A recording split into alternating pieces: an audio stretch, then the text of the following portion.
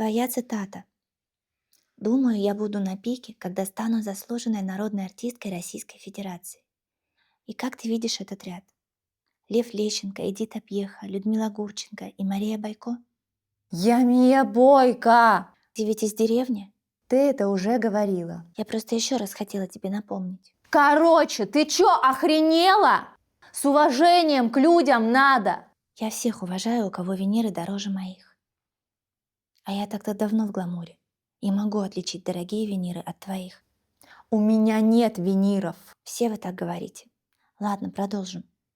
Ты рассказывала, что за 5 лет активной творческой деятельности, ну как творческой, ну ладно, родители ни разу не были на твоем концерте. Почему?